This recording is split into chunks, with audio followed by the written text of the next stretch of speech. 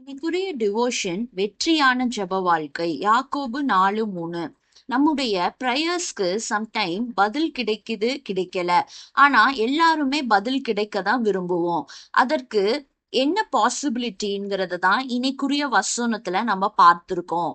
அப்படியானா ஏன் எல்லா ஜெபங்களுக்கும் பதில் கிடைக்கிறது இல்ல அப்படின்னு யோசித்து பார்த்தா, மெய்யான விசுவாசம்ங்கிறது தேவனுடைய சித்தத்துக்கு ஏற்றவாறு மாத்திரமே நம்ம கேட்கிறப்பதான் அது நடக்கும். சாத்தான் கொடுக்கும் பொய் விசுவாசமானது தவறான நோக்கங்களோடு கேட்கிற காரியங்களை நமக்கு சம்டைம் தருது.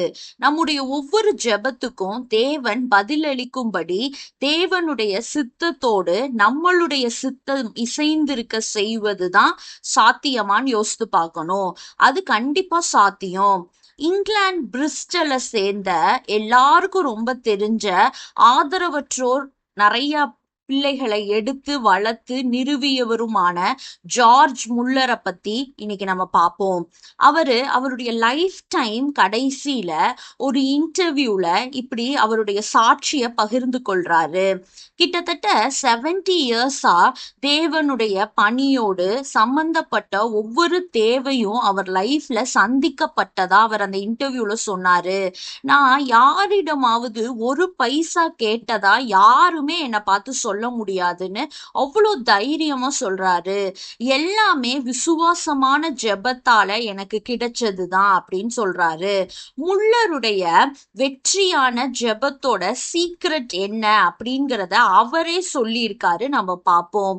ஒரு குறிப்பிட்ட விஷயத்துல அவருக்குன்னு எந்த விருப்பமும் இல்லாதபடி அவர் இருதயத்தை தேவ விருப்பத்துக்கு அவர் ஃபுல்லா சரண்டர் பண்ணிடுவாராம்.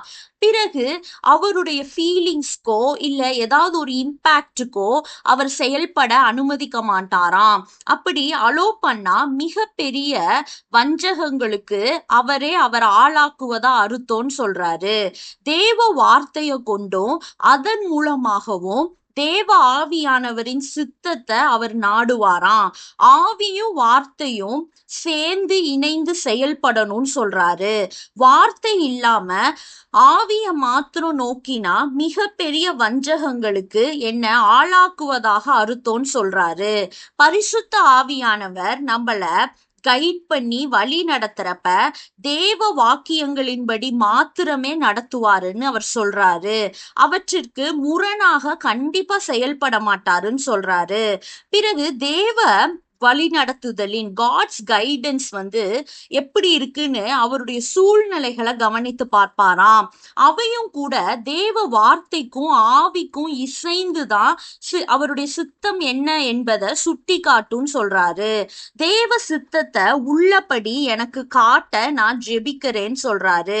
இப்படி தேவனிடம் ஜெபித்தும் அவருடைய வார்த்தையை ஆராய்ந்தும் தியானித்தும் என்னுடைய அறிவுக்கும் திறனுக்கும் தகுந்தபடி தைரியமான முடிவுகளை நான் எடுக்க முடியும், அப்படிதான் எடுத்திருக்கேன்னு சொல்றாரு. அதுக்கு பிறகு என் இருதயத்துல ஒரு கம்ப்ளீட் பீஸ் வரும்னு சொல்றாரு. 2 இல்ல 3 முறை மறுபடியும் நான் ஜெபித்து பார்ப்பேன். அப்பையும் அதே பீஸ் என் மனசுல வந்தா அந்த விஷயத்த செய்வேன்னு சொல்றாரு. நான் செய்வதை தைரியமாக கண்டினியூ பண்ணி தொடர ஆரம்பிப்பேன்னு சொல்றாரு. நம்ம சுயத்துக்கு மறித்து தேவனுடைய சித்தம் செய்ய நம்மளை அர்ப்பணிப்போம்.